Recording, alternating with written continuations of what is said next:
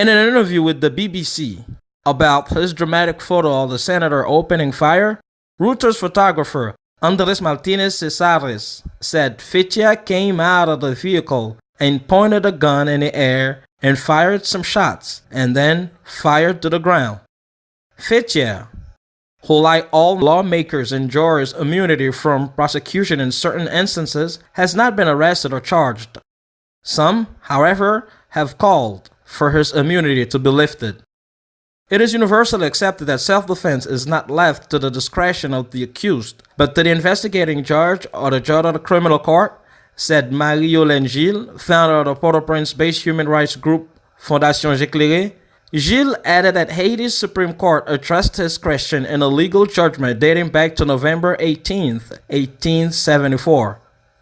She, along with other human rights activists and journalist associations, including Paris-based Reporters Without Borders, have all condemned the shooting and called for an investigation. Franz Duval, the president of the National Association of Haitian Media, said in a statement the group is surprised that the Haitian justice system is not seen fit to open an investigation into the shooting incident. To hear the senator and understand the circumstances that led him to use his weapon in a volatile environment, where his thoughtless gesture could have had regrettable circumstances for the crowd present and himself.